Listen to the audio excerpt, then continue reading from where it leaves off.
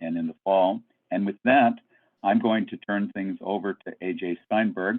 If you look at the agenda, the credentials for her sterling professional career are summarized on that document, and that was sent to you with your confirmation for this event, and it's in the chat now. So with that introduction, AJ has worked with us before, and we're delighted to have her back with us today to talk to us about sponsorships. The floor is yours, AJ, unless there's a reason to. I'm now going to move to student mode and hope to learn some good things from what you have to share with us today. I'll come back on a couple of minutes before the end just to wrap things up, say thank you, and also remind people to fill out the evaluation. So over to you. Excellent. Thank you, Tom, and thank you, Brian, and thanks all of you for being here on a very, very warm, to put it mildly, afternoon. I'm going to be sharing my screen, but I have to know about the hats. Brian's got a hat and Giovanna's got a hat. Is this a thing? You can, she's laughing. I can only see half of you, but two of you have hats on. So I got to think, I believe it had something to do with putting on your fundraising hat, which is a-okay, you know, because we are fundraisers. But here, I'm going to share my screen and I'm going to do this, get into my presentation. Come on, baby.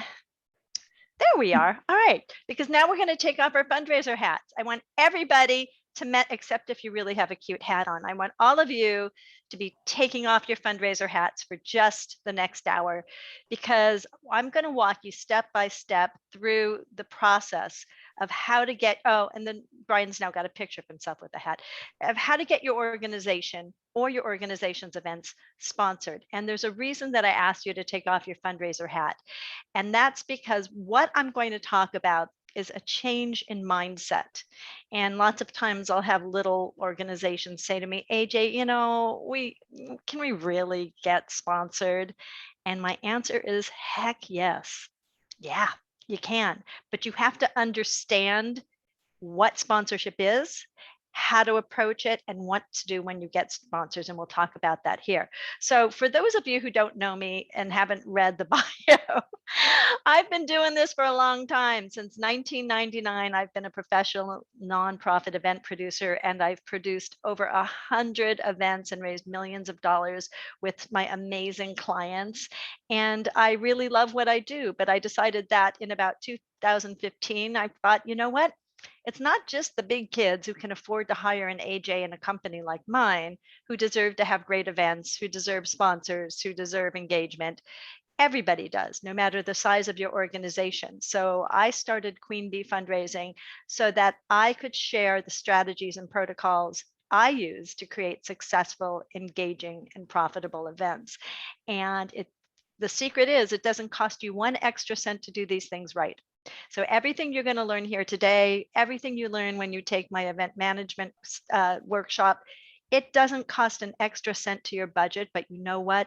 It's a game changer in terms of what you get from it. So I'm excited to be here for 1 hour today sharing with you. And I like to start out by talking about the myth of sponsorship dollars. And I'm going to put my chat on. Let me put my chat on so I can see. You guys can type in questions for me, and you can type in little answers if I ask a question, but just you can type why in front of this is, how many of you just think this Easter Bunny or Santa Claus brings you sponsorship dollars? Just put why or no in the chat box really quickly, because I have to tell you, when I meet with some of my clients at the beginning, they say things, no, well, good, Tina doesn't believe the Easter Bunny brings it. No, Joanna, good. So most of you are way more sophisticated than some of my clients, because honestly, when I talk to them, you would think that the stork is bringing this happy bundle of joy, which is a $10,000 sponsorship. And that's just not the case. There are myths about sponsorships, and we're here to bust them. So myth number one that I hear about sponsorships is those businesses should support us because of our mission. We're doing good work in the community. They should support us. Sometimes, somebody just wrote, sometimes the Easter Bunny brings them sponsorships. Lucky you. So that's a myth. Nobody is going to just support you because you do good work in the community. And I know that sounds harsh, and it's just the reality. There are 100 other nonprofits in the Valley area, in the Los Angeles area, that have similar missions as you. So how would they know that you're the best investment of their sponsorship dollars? They don't. So they don't support you just because of your mission, but lucky you, today I'm going to show you how to get them to see that you are the best investment for them. Myth number 2, well, I'm going to have them sponsor me because they've already sponsored other events that are sort of like ours, right? I hear this all the time when I sit down with clients. That's a myth. They already have a relationship with the other nonprofit. That's why they sponsored that nonprofit. They don't know you, they don't have a relationship with you, but that doesn't mean that a similar company or business that you have an ongoing relationship with or a connection with isn't out there with sponsorship dollars for you. You just can't go after the ones that have already sponsored similar ones time after time because they've already got that relationship. And the third myth I see when I start out with clients is, hey, the bigger the sponsorship, the more tickets they want to my gala. And this makes me laugh. It's very cute. But I got to tell you, when I see somebody saying it's a $25,000 sponsorship, so we're going to give them 4 VIP tables, I just have to stop the client and say, listen, do you think there's 40 people who are executives at that company that actually want to spend a Saturday evening coming to your gala? The answer is no, it's not. Many times there's nobody from a sponsor or company that wants to go to your gala. They are there investing the money for other reasons. Now, that doesn't mean you shouldn't offer them some tickets. I usually say your top sponsor should get no more than 2 tables. That's 20 tickets. But I also say to them, we would like to see executives from your company sitting in these seats so that we can introduce them to our organization. If you don't have 20 executives who would like to attend our gala, please consider donating the tickets back to us so that we can fill the seats with special VIPs, with the honorees family. If it's a school, we can bring the teachers who couldn't afford it. So we always ask them to give back tickets they're not going to be using. So those are the 3 most popular myths: is they should just support us. They've already done it to other people. Why not us? And let's just throw tickets at them. But you won't be thinking about that when you're done. So here are some myth busters that are going to make you understand the genesis of what a sponsorship is. The first one is sponsorships are from businesses. You are not talking to a person who feels something about your mission. You're talking with the business who is looking at a sponsorship with you from the perspective of how it will enhance their business goals. And they don't have feelings. Yes, they may feel very badly for every puppy who is sitting unloved in a shelter, but businesses can't let themselves get emotionally involved with your mission. They are specifically looking for ROI, which means return on investment. And when they see 100 organizations lined up outside, all holding little sponsorship signs saying, sponsor me, they are going to choose the organization that is the best return on their investment. And I'm going to show you how you can be that person. And lastly, sponsorship is a business transaction. So we're going to be taking off those hats. I'm sorry, Giovanna, you have to take off your fundraising hat and put on the sponsorship hat. And it's actually a marketing hat. And I'll tell you that in a minute.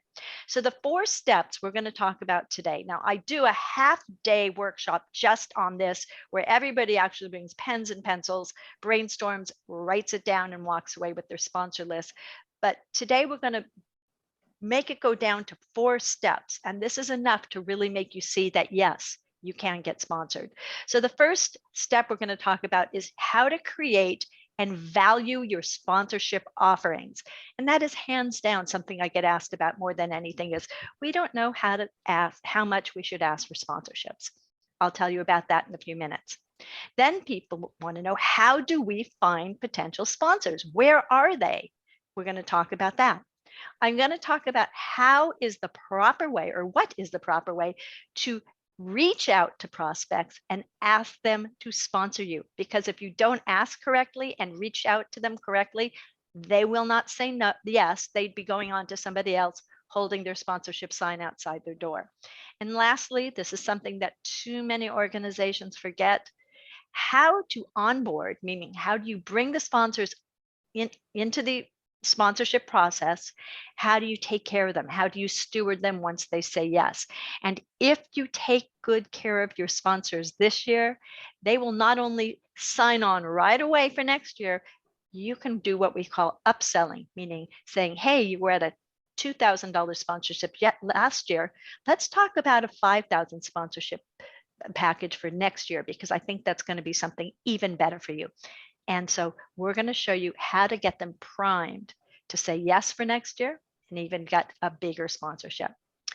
So let's start out with that first step: creating and valuing sponsorship offerings. And the first thing we're going to talk about here is, remember I told you to take off your fundraising hat? I want you to now put on your marketing chapeau hat. I want you to put on your marketing hat, because sponsorship dollars are marketing dollars. And that's one of the most important things you can know, because lots of times people are approaching sponsorships as donations from businesses. And the truth of the matter is, if there's a big circle pie chart, donations are a teeny tiny slice of that pie. But marketing is a huge slice of a business's pie. That's why we approach this from a business angle rather than a just be nice and give me a donation angle. Super great to put you ahead of everybody else who is not looking at what they're offering from a marketing perspective. So you need to think like a marketing pro, because you're talking to marketing professionals. If you're talking to marketing professionals, you have to understand what their brains are looking for. Okay. So if you're going to think like a marketing pro, you need to know what marketing is. The simple definition of marketing, and that's what plays into sponsorships, is the process or technique of promoting, selling, and distributing a product or service. For you, your product that you are selling is your event or your organization. That means when you see an ad that makes you think that Charmin is a much better bathroom tissue than brand X, they are marketing it. They are trying to make the case while their product is better than everybody else's product. And you have to do the same thing. To understand what they're looking for, it's pretty easy. There's only really 5 reasons that a business is going to sponsor any organization or any event. And I just want to remind you that you don't have to take copious notes. You don't have to be writing while we're doing this. You're getting all these slides. You don't have to memorize any of this or write notes.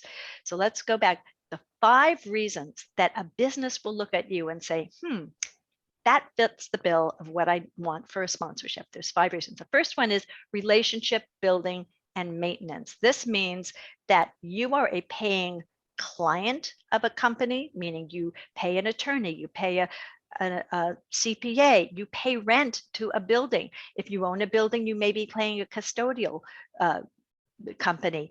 If you have a financial relationship and they want to keep that financial relationship, they should say yes to you sponsoring. If you have a board member who has a building, who has a business, and has vendors that he pays for services, that board member, and I'll tell you how to do that in a minute, should connect you with them, and you should ask them for a sponsorship. I'll give you some examples in a minute. They also will sponsor because they want the world to think, they're nice, they're altruistic, because lots of times businesses just really aren't, and they don't want you to notice that. So they want to build a perception that they care about the community. An example of this would be the commercial, The Helpful Honda Guy. Have you guys seen this? The Helpful Honda Guy? Guy in a blue shirt does something nice for one person, and you're going, oh, Honda's nice, they care about me. That is what the public perception of altruism is. And sometimes businesses want people to think, they're on my side. They also may be looking for, they did something bad and they want to detract your attention away from this. So that's called whitewashing or positive association. That would also, if you're an environmental organization and some company did a terrible boo-boo with the environment, that would be called greenwashing. So an example of that would be, think about Wells Fargo. A few years back, Wells Fargo did something really naughty, and they opened all sorts of accounts for people who didn't ask for them. And boy, oh boy, not only did they get fined, people were really mad at them. They had a terrible rating in terms of perception by the public. So when I heard that, I went to Wells Fargo for every single event sponsorship for the next 2 years, and I got them because Wells Fargo couldn't wait to have the community stop thinking about all the bad things they did and think, okay, they were supporting lung cancer awareness, or they were supporting an autism organization. So that's whitewashing. Also, every single business is looking to reach their target audience. That means the people who will buy their product. If you can prove that your people who will be not only sitting in your audience, but who will be getting your email blasts, who will be getting your social media posts, who are loyal donors, if they are a good fit for a business, then you should be looking at them for a sponsor. Say that you're all about health and exercise is your mission for your organization, then a gym, a tennis shoe company, those are all good fits for a target audience. And then lastly is sales potential. Do not fool yourself. Every single sponsor who signs on to you wants to get your donors and your supporters and guests as clients or customers. So sales potential. These are the 5 reasons that your businesses want to sponsor any organization. And I'm going to show you in a few seconds how you can show them why you are a better investment than other organizations. And that's all they really want to know. That's really it. You got to show them, you've got to make the case why you are a good investment. How many touches and views will their sponsorship get? How long will the duration and exposure of their sponsorship be? Will they hit their target market? If they are selling diapers, they don't want 85-year-olds as the demographic of who they're going to sponsor, right? Unless it depends, of course. But so will they hit their target market? Will they gain customers? These are the things they're going to be looking for. But it's up to you, just like when you are, if you have your fundraising hat on, when you go to talk to a prospective donor, you have to make the case for why you are the best investment for their donation, right? They say you have to make a case for support. Well, you need to make a case for support for sponsorship just as well. And I'm going to walk you through that right now. So when we are going to be making these packages, the reasons I've been talking about all this is we can't create valuable sponsorship packages if we don't understand what a sponsor business is looking for. Am I right? So if you're just thinking your logo's up here and your name's in the program, that has no value almost at all to a business. It's nice, it's something we all do, but we have to think outside the box. So you need to change your thinking. You need to stop thinking about sponsorships as ways to get their money. If you've taken any of my other webinars, workshops, gone to my presentations at conferences, I always talk about relationship building, right? I don't say, here's how we get people's money. No, I say, this is how we build a relationship with them to open their hearts and wallets. And that's the same thing about sponsorships. This is not treating them like just a logo. It's looking at the people behind the telephone, behind the email. What are they trying to achieve for their business? So it isn't about getting their money. It's about what you have to offer to them, right? And I'll show you in a second. We talked about those 5 things we're looking for. I'll show you what you have to offer for each one in a second. But so instead of thinking, I want their money, how much can I get from them? I'm thinking, what do I have to offer them that's of value? And you need to know what they need and want. And that's what this is about. I'm going to be showing you what they need to be able to go to their marketing executive and say, look, this is a great investment of marketing dollars. Okay.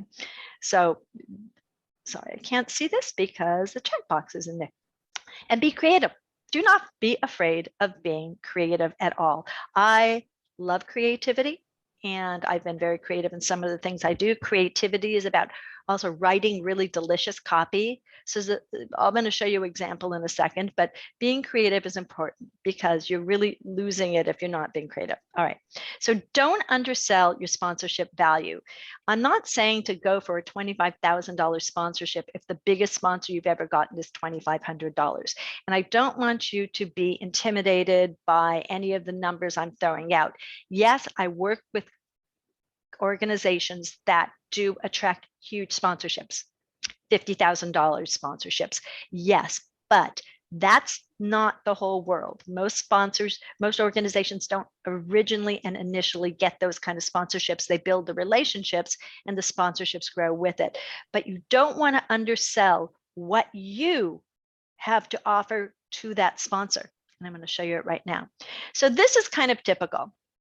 And this is where a lot of you are falling down, and it's not your fault. It's just what we've always done.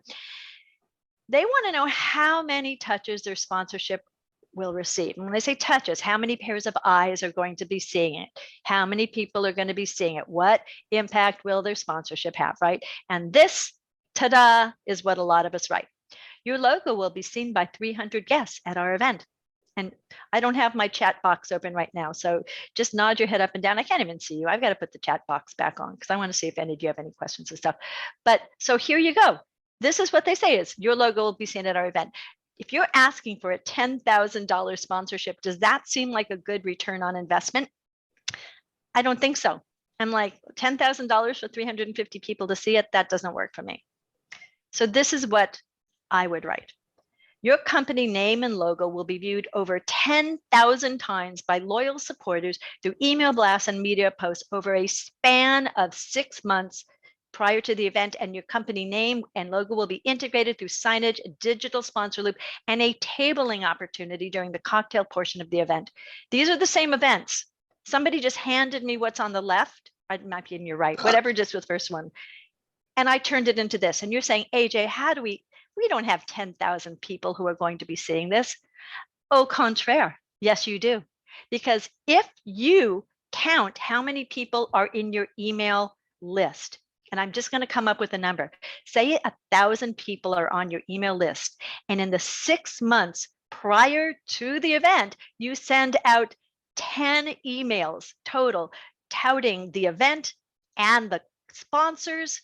Right there, that's 10,000 views they're getting. Social media, say you have 1,000 people on Facebook, Twitter, all the other ones that are popping up every 5 seconds. If you send out over 6 months, or usually it's just 6 weeks prior that we do social media.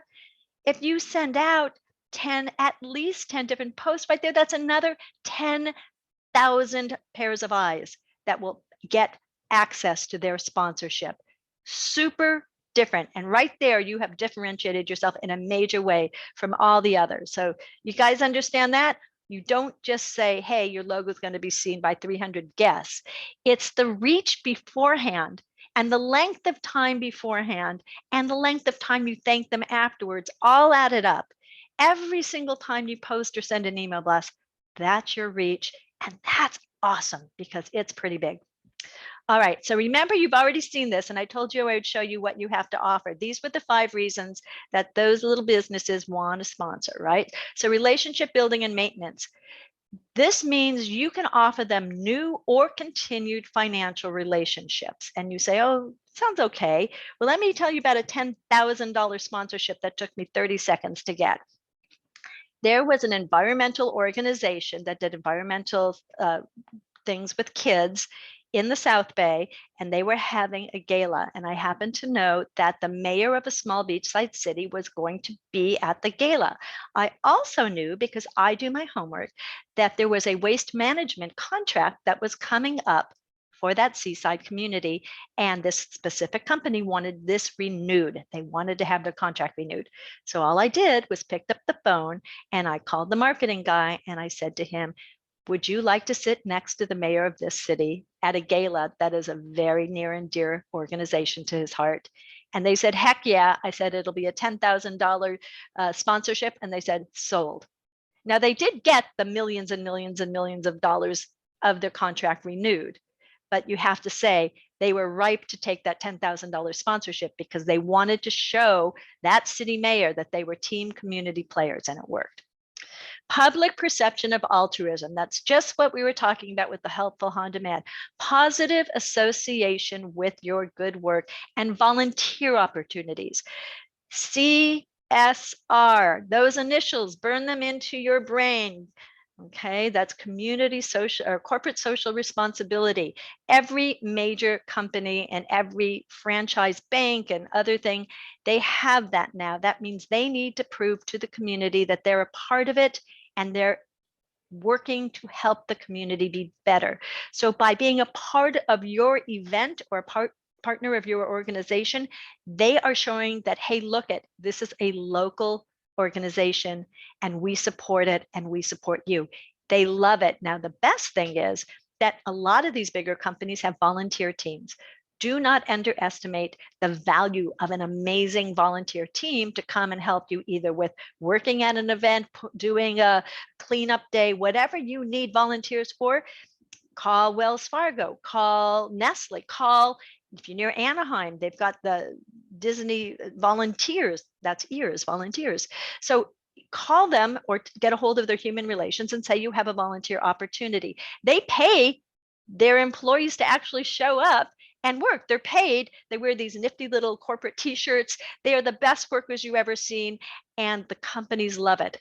The bonus of this is almost every time I work with a company or corporation with their volunteer team and treat them like gold, that corporation becomes a monetary sponsor down the line. I have had Nestle come on as a huge sponsor year after year, simply because I brought them in first for a volunteer team and they loved it so much, they started that relationship. The next is whitewashing positive association. That basically means, if the organization is going to forgive them, I guess we should forgive them too. This is kind of tricky because if somebody did something really naughty, you need to talk to your committee and your board and the important players in your team to make sure that it's okay to say, I forgive you. It's okay to have your name associated with them. And that's just a play-by-play decision you have to make. But just having them come on as a sponsor and letting them, they'll usually want to use your organization's name and logo in press releases and social media posts to say, look at, Greenpeace loves us now. We're sorry we killed all the baby harp seals. So Greenpeace may not love that. So you need to make sure that everybody's okay with that. You may want to say no to that. Okay, and then hold on, I'm losing my cursor. Reaching a target audience. If your supporters are a good match, there'll be positive association for a company to be having done something with you. That's why a lot of real estate agents, they're wonderful. Just FYI, write this down. Real estate agents are awesome. If you have valet, I always get a real estate agent to underwrite, to sponsor by underwriting the valet service, all the costs, which is great because that's an up close and personal touch they get with the guests. It's the first thing the guests see when they get out of the cars is the real estate sign saying this valet is sponsored by XYZ real estate. And when people get to the car, lots of times I'll also have the valet tickets have the realtor stamp on the back. When they get in the car, the valet can have a little cookie with their card attached saying thank you. This is all great for the realtor. It's great for attorneys, CPAs, car dealerships, all of the car washes. These are all great people to be approaching for up close and personal in-kind sponsorships or underwriting sponsorships like this. So all of those different businesses know that this is a community they want to have a relationship with, and having a relationship with you helps build a relationship with the target audience for them. And lastly, sales potential. They are looking for new customers and clients. And I want you, this is going to be the game changer for you. That's going to make you so popular with your sponsors. First thing, I now offer couponing with every major sponsor package I sell. By that, I mean, I offer when I send an email blast saying, I'm so happy that XYZ tire company is a major sponsor for us. They are now offering a 10% off for all of our loyal supporters. Click here for the coupon. So that makes you click on, you get a coupon, you go to the tire store and they can see that because of their sponsorship, they are getting new clients. Unbelievably helpful. In the tribute book, put a QR code on all of those ads. Cynthia's asking about suggestions of smaller nonprofits that may not have galas. Cynthia, you don't need a gala to get sponsors, and you don't need to have a gala to send out an email blast saying, we just are so happy that I don't know that Dr. Bateman's office is sponsoring our organization. And we want to say thank you. And they're offering a discount for all of you who want a well person checkup. Here's a code for you to make your appointment and get 50% off. So if it's teeth cleaning, whatever it is, if you have a relationship and they come on as a sponsor, you don't need a gala. Anytime you can say, woohoo, yay, we're so happy to have this sponsor. We want to introduce them to you. Here's a link to their website. And if you click here, you'll get 50% off dinner next time. Whatever it is, you're bringing business to their door. And not just that, every time a sponsor comes on, I have the board of directors individually go to that brick and mortar, if it's a brick and mortar, and walk in, not as a group, but individually over the next few weeks, and thank the manager for sponsoring and say, I'm on the board here. You sponsored our organization. I have not been in your store before, but I can promise you I will be a client from now on. And you know what? If you have 12 people, 20 people on the board, that's 20 different people thanking them. That puts you ahead of the game. That's a game changer that costs no money to you, takes your organization no more time. And I also do that with the staff and with the committee. I say, we just got Boccaccio's to come on as a sponsor. They're the best restaurant. They're always doing amazing things. Individually, we should go and thank them. If we're eating there, make sure you talk to the manager and let them know that their sponsorship made a difference. Huge to putting you ahead of the game with everybody else. All right, so how do we value your sponsorship packages? I know this is scary. Okay, someone is saying, and I can't see all of your names, you guys. It's a little tricky on Zoom. Let's see this. All right, and Lita said, okay, I can't even see. Sorry, she works for a small branch of a large small branch of a large public educational institution's pretty strict policies. How would you work around this issue? Think outside the box. Okay, Lita, would you ask me that after we finish the presentation? Because that's real specific and I love it. And I want to talk to you about it. We can brainstorm, but I want to make sure I get through this. Otherwise, it doesn't relate to some of the other people. But Lita's just wanting to know is, and this is true, heck yeah, a lot of times there's restrictions on a lot of things we do. So we want to make sure that we're following rules. And we'll talk about that at the end. So how do you value your sponsorship packages? The first thing you want to do, if this is a repeat, whether you're big or small, whether it's for a gala or whether it's for a walkathon or whether it's just for a sponsorship of your organization or your pet adoption, look at what you did in the past and look what sells. I always say, just like college, any of you who sent a kid to college in the past, zillion years, the college counselors always say you need to have 3 levels. You need that reach level that, you probably can't make it, but gee, that's my dream. Then you have the, okay, this is a good fit level, and then the gimme level. I say the same things with sponsorships. I always say have one level that's higher than you think you're going to get. A title sponsor, a presenting sponsor, then the next level should be something you've already gotten in the past, because you know that in your community and in your sphere of influence, that's a realistic amount to ask. And then I always have a bunch of the smaller ones. We want to bring smaller sponsors in because it is a stewardship opportunity. Just like with donations, it's an opportunity to start a relationship at a low level, make them fall in love with you, because if you follow what I'm telling you, they will. And then you can start stewarding them to higher and higher sponsorship levels. Don't be discouraged if your highest level doesn't always sell. Next is make sure that there is value in each of the higher levels that you're adding. So this is a problem. And I just was working with a sponsorship in New York today, and it was really hard because they had a $25,000 level, and then the next was a $15,000 level. And there was almost no value difference or difference at all between the two. And I had to give them a reality check. I don't ever want to lie. I want to say, let's be successful. Let's look at this and say, sponsors do read it. And they will say, I don't understand why I'm paying $10,000 extra for nothing. It doesn't even tell me what I get extra. So unless it's a person like who's on your board, when you're soliciting people for sponsorships, it's different, but we're talking about businesses because I want to make sure that you step away from everybody you've been asking for the past 20 years. The same people get asked for stuff. Let's find new people, right? So make sure your levels make sense and understand what your area can afford. Do not ask for such high sponsorships that you won't be able to fill them in your area. If you are in Westlake Village, you have a different demographic in terms of what your sponsorship levels can be than if you're, I don't even want to say a city because it may hurt some cities' feeling, but let's just say Buffalo, New York. I don't know. But understand what they can afford and don't forget underwriting and in-kind sponsorship opportunities. So what is that? The typical sponsorship is you have a sponsorship package and offering and they give you money for it. Underwriting means I need to have something like a valet. It'd be great if somebody else would pay for it. And you ask somebody who's not even related to the valet, you say, would you pay for this? You can have your logo on it. That's an underwriting opportunity. And those are great for a lot of different kinds of businesses. Like I said, attorneys, real estate agents, even board members who can't come to the event, but they want to have a part in it. It's a great thing to offer to them. In-kind sponsorships means they are giving you goods that you needed anyway.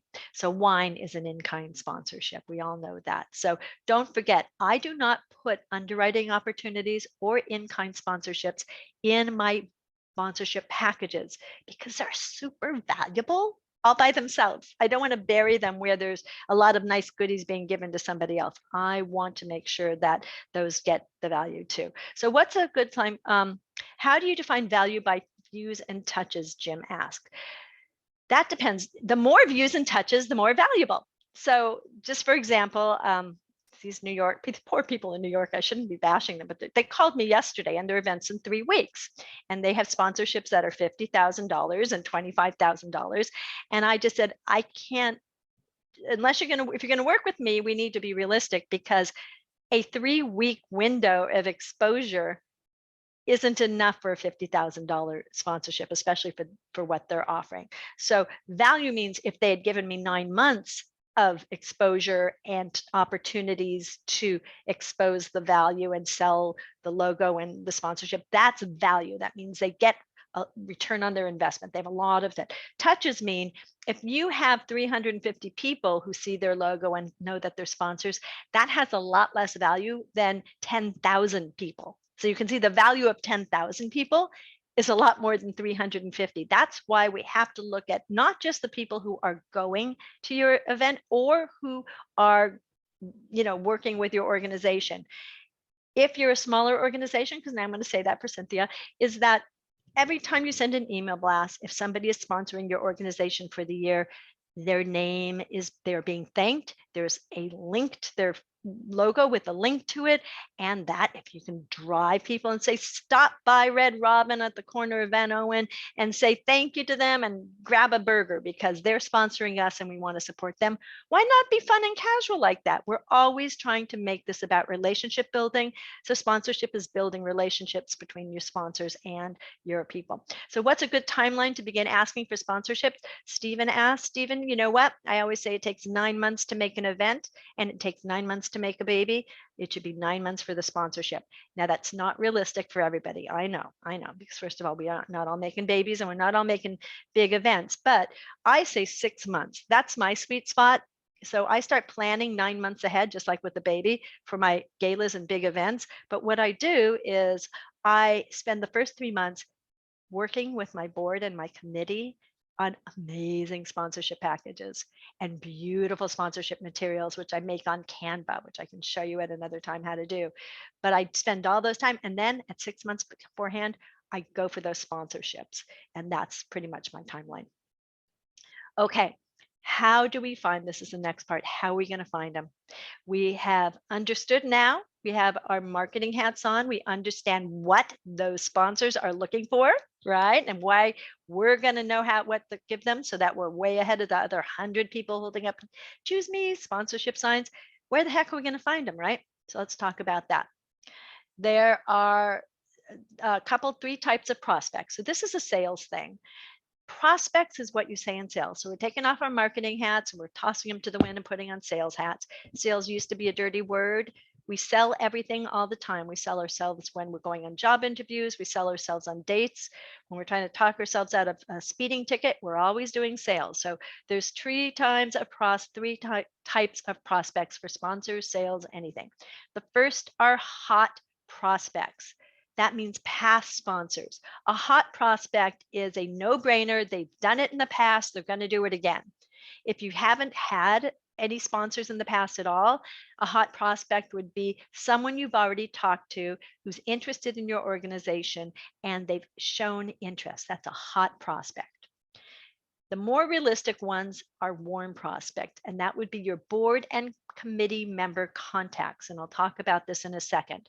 It doesn't just have to be poor old you sitting in your seat in your office or in your home office going, oh my gosh, how am I going to find all these sponsor prospects? It's not. It's a team effort.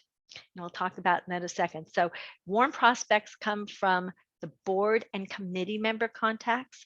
Businesses where your organization is already spending money, businesses where your board members are spending their money as well, and companies that want your business. If you've been getting calls from somebody who wants you to switch to their insurance, you know what? Call them up and say, you know, we are thinking about switching, but we want to know if you want to be a sponsor. Always do that.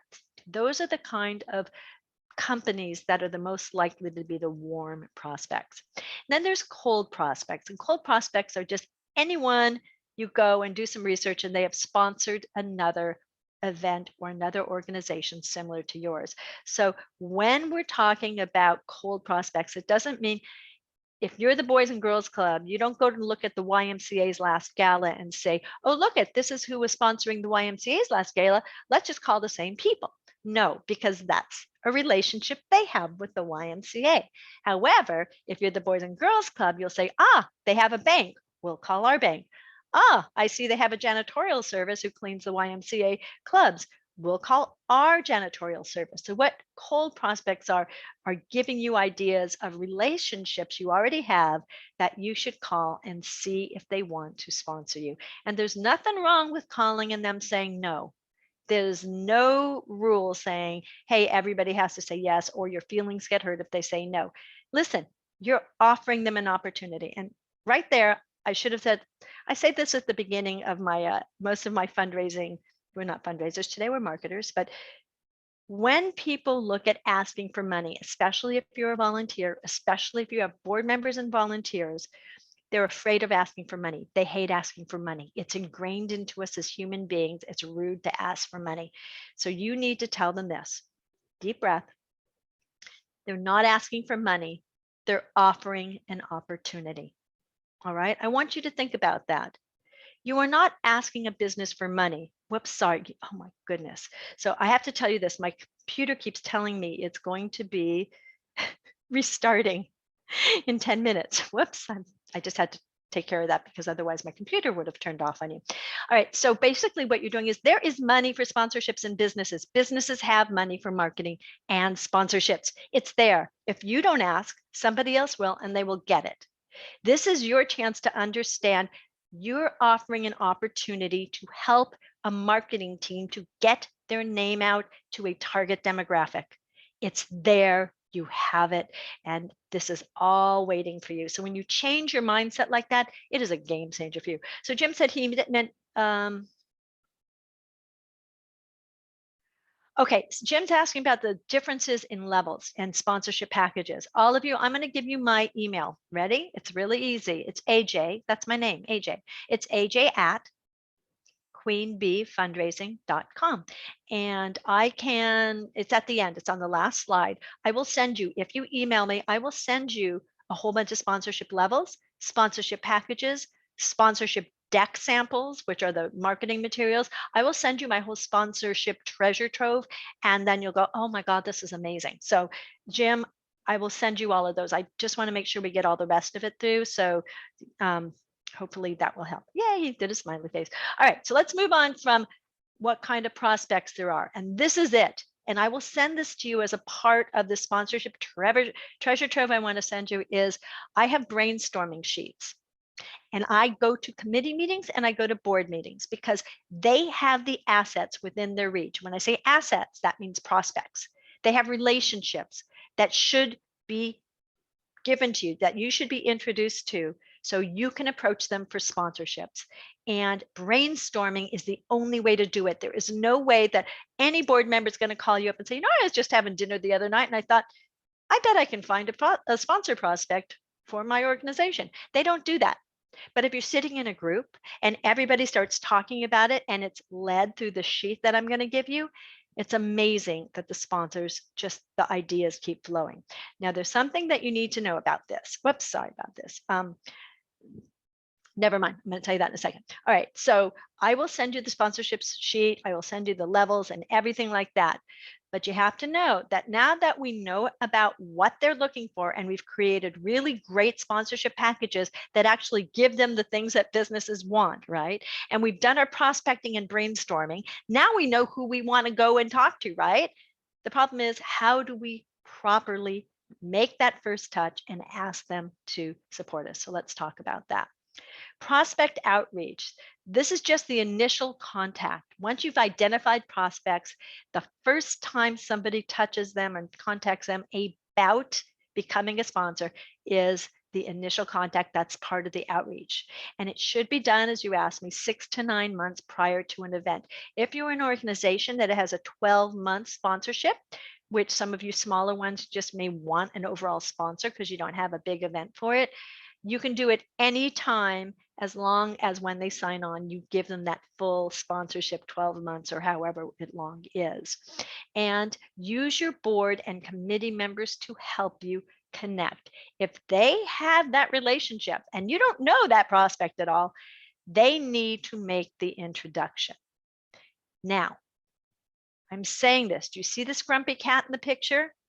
This is a picture of your board members when you tell them that you want them to help you get sponsors, or your committee members.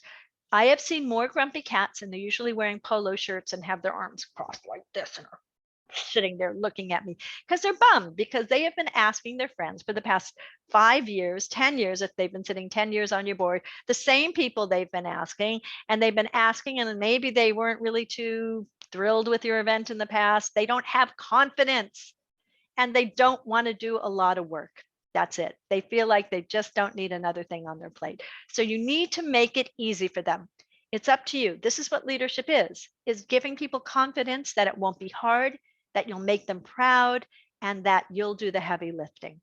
So first thing you need to do is let them know the game plan. Share this beautiful marketing deck. And remember, I'm going to send it to you. So don't worry, because I will send you examples of what I do. Let them know what the sponsorship levels are. Let them know about the marketing, all that we've just talked about, just saying we're going at this as a marketing angle. We know that there's marketing dollars, and we've done our brainstorming.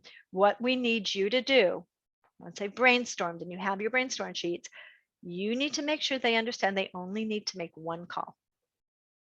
And there's a reason for this, because they don't like asking their friends continually for money, but they do like offering their friends an opportunity.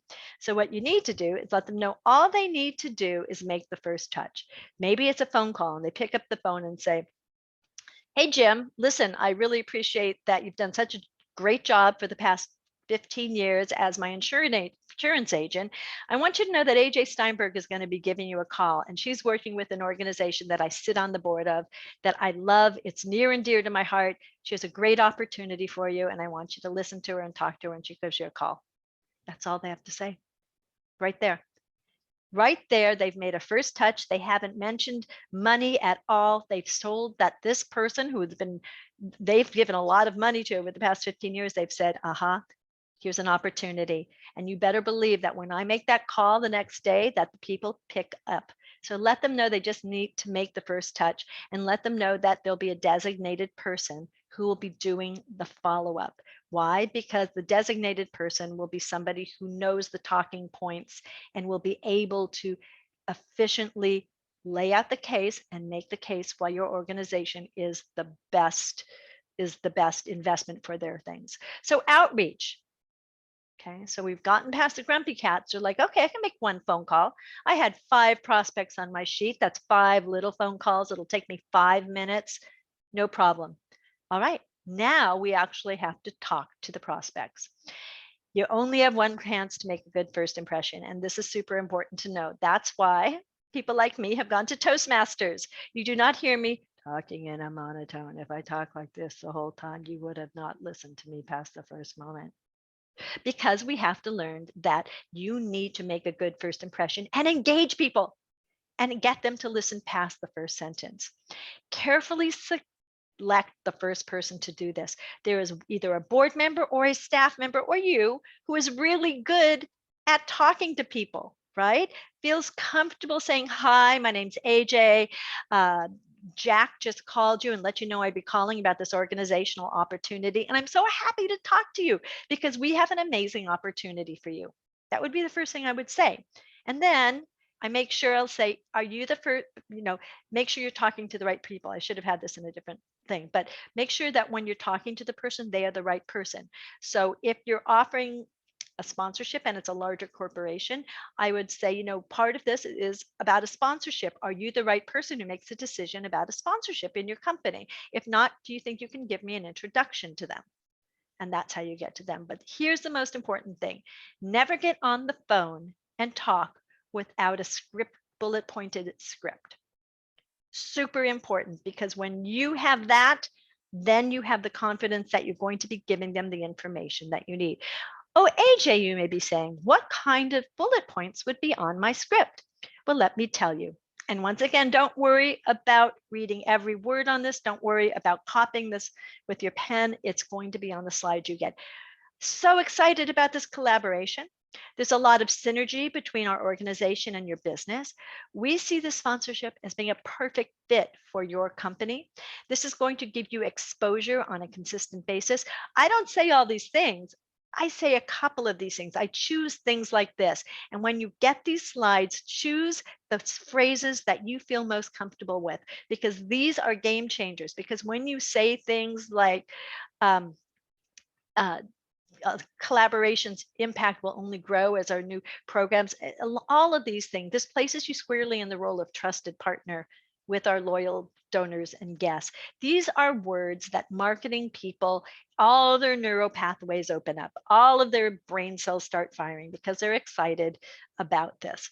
All right, so don't worry, you'll have those. So now we've got great packages. We understand that we're giving the marketing people what they need. We found the prospects. Our grumpy cats have now called the people. I have reached out and I've called them and signed the deal. They're like, well, AJ, you're charming. Certainly, we should be a part of this. All right. Let's talk about what happens next, because unfortunately, this is where a lot of you fall down. And it's not you. I'm saying the world over, nonprofits sign on sponsors. And it's sort of like, we all have one friend you only hear from when they want to borrow something from you. We all have one friend like that. Like they want to borrow your truck to move and you haven't heard from them in 3 years. And then they take your truck and they bring it back, no gas in the gas tank, and you don't hear from them again for another 3 years when they move. We do not want to be that person. We are going to be the, helpful handyman. We're going to be the nice people. So sponsor stewardship means doing what you promised and continuing to nourish a relationship. This is what sponsor stewardship is. And this section is what turns sponsors from one-year sponsors to long-term sponsors. So the first thing you are going to be doing is sending out an onboarding email, okay? It says thank you and welcome. And this is important because this is relationship building. It's stewardship. So say thank you as much as you can. Say thank you. It means so much. And put what your mission is. Because of your sponsorship, we'll be able to shelter another 30 dogs this month. Whatever it is, the impact, don't forget, it's just like donors. They want to know what good work their money is doing.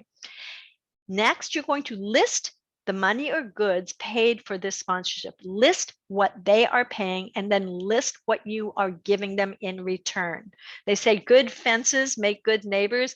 I say good onboarding emails make for good sponsor relationships. Because if there's something wrong or they misunderstood something, right off the bat, we can address it and fix it and move forward. Then you're going to ask them for their logo, a high resolution logo, and a paragraph about what they do. Just think about it. We're so busy about going me, me, me, me. We're saying we want to promote you. If we're going to promote you to our board, our committee, online, we want to know exactly how you want us to talk about what you do. They appreciate that kind of stuff. And then make sure you give them the name and contact information of who will be working with them throughout the sponsorship process.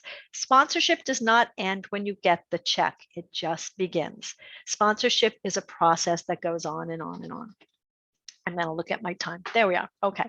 So the next thing you need to do is follow through on your promise. And you need to create a follow-up spreadsheet to ensure you're giving the sponsor everything that you promised them. And that will be in your sponsorship goodie bag that I'm going to be sending you. I have a sample follow-up spreadsheet that you can customize to what you're doing.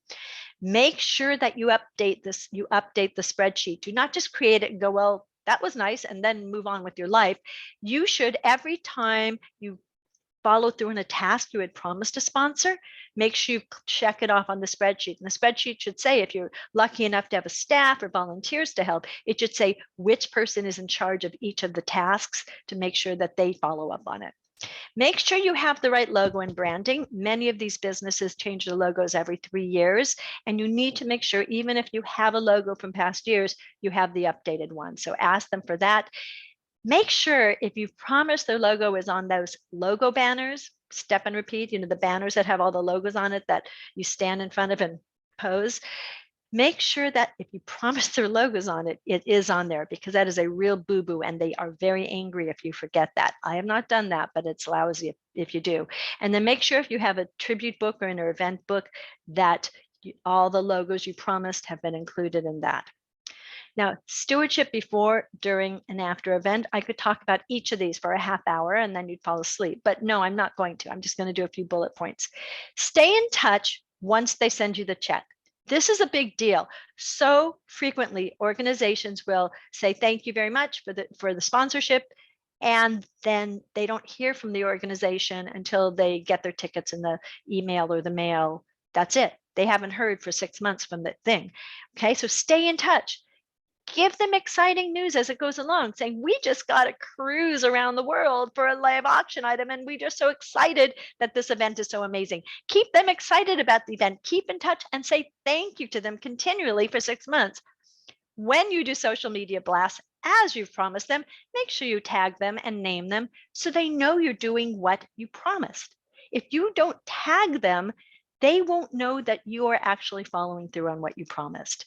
And treat them like a VIP at the event. So often sponsors will show up, they get their name tag and they wander like anybody else, and they never meet anybody.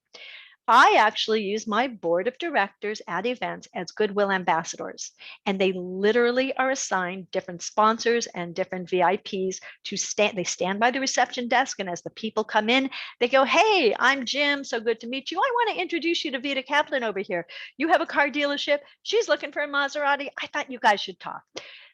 I make sure that they know that not only did we hear what they wanted, we're following through on building relationships for them.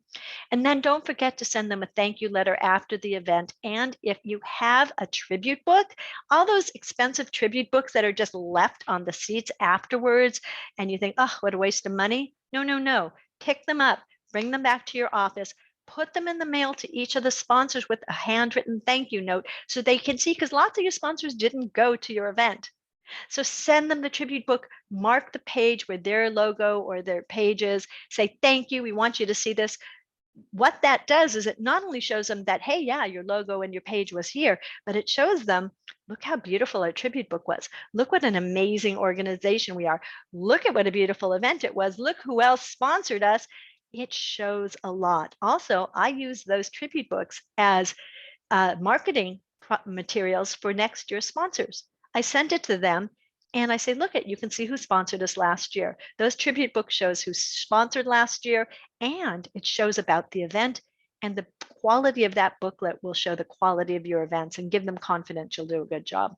Is a legal contract needed for a sponsorship? It doesn't have to be a quote unquote legal contract for a sponsorship. Josh, I call it a MOU, Memorandum of Understanding. It's sort of legal. It's not very legalese. It lays out what you promise, what they're paying for it, and you both sign it. End of story. So it doesn't have to have an attorney type thing. I hope I'll try and remember to put a copy of an MOU into your little treasure trove so that you can get that too. And the time to ask sponsors is exactly after the event. After they are happy, or if you have a small organization and it's the 12th month or the 11th month of you've just done this great job of promoting them, when they're at their happiest, when they are getting a thank you from you, when they're seeing their logo in a tribute book, that is the time you pick up the phone, old-fashioned, I know, and you call up and say, listen, we loved having you as a sponsor.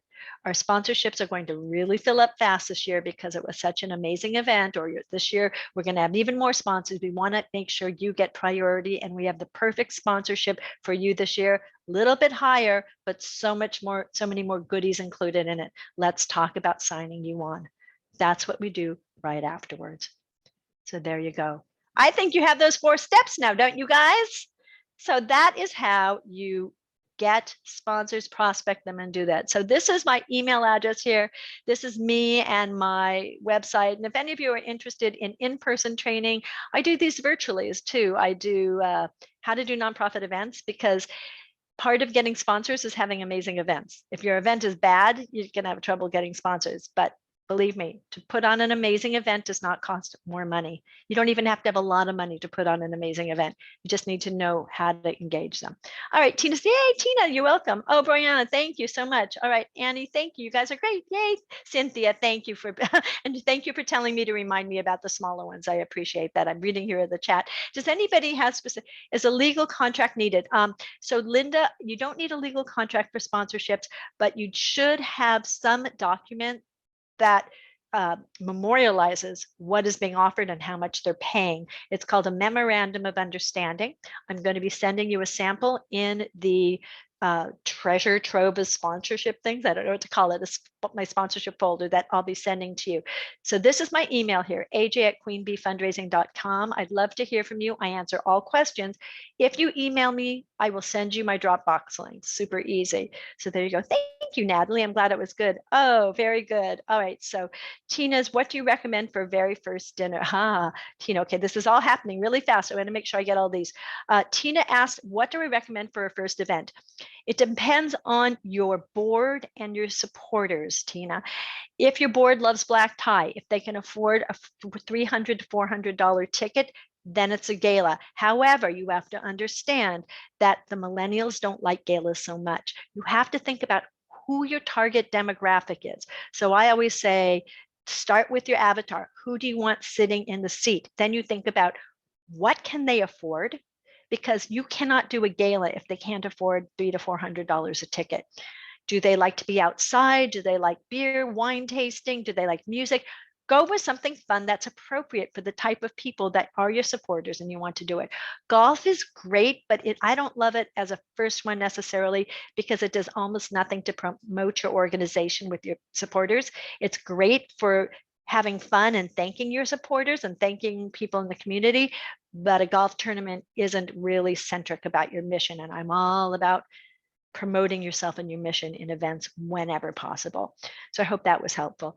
Joanna said, how do I find your other webinars? How to, all right, so tell you what, Joanna, anybody who's interested in any of these topics, email me, and I am putting together virtual and live workshops in the future. Why do I love live ones? Because in live ones, it seriously is like the electrical current is crazy and everybody's throwing out ideas.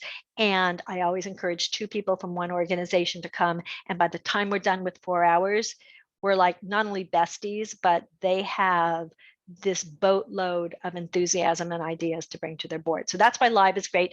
Virtual is great if A, you're afraid of COVID, which I'm just getting over, or we're just not in the same area, I'm happy to do virtual, and I put those together all the time. So I hope that helps.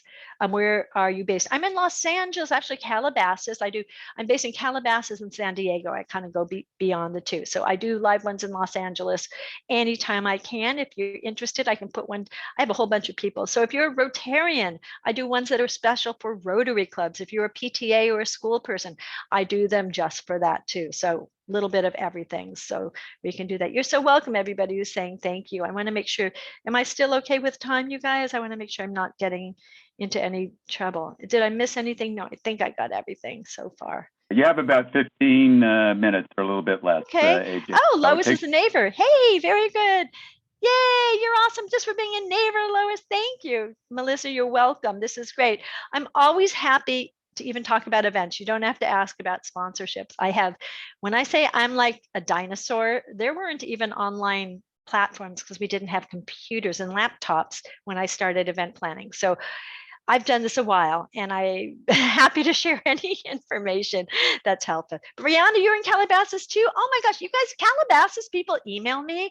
Coffee time for sure, because it's really fun to sit with colleagues. I don't get to see them all that often. So now that I am COVID free, I can see human beings again. Yay, Brianna, this is great. You're really awesome, you guys. I really appreciate it. And I appreciate Tom and Brian for bringing all the experts to you, because I know I felt for a long time before I started Queen Bee, when I was just doing event planning, I felt like I didn't know what anybody else was doing. And it was like I was in a vacuum. So it feels so good to hear all of your input, because you guys have good idea. Oh my gosh, Joanna, you come. Anybody who wants coffee, you just email me. We'll put together a coffee thing. Karen, I used to live in Topanga. Yay, Topanga. Gosh, this is fun. This is like romper room where everybody got to say where they were from. It's awesome. No, this is great, you guys, and we're a great community. I've got to tell you, there are some amazing organizations, and you do not have to be big. I promise me that you will take that and absorb it into your DNA. You don't have to be big. You don't have to be rich. You just have to start it, and you have to start with heart and genuineness, and it will take you so far. Cornelia says, I look great and sound incredibly peppy for not having COVID. Yeah, I'm like a week and a half away out of it. So I'm feeling much better. So yay. It was Florida. I spoke in Florida, and who knew I would bring that back. There you go. All right. Does anybody have any questions, or are we just kind of doing the love fest? It's either way, it's fine, but I want to make sure we get you out so you can go have your cocktail, which is right after work. So whatever's good. Anything else, Tom, do you think? Oh, one thing. Well, there are questions, and Brian, if you can turn off the recording now, that would be good.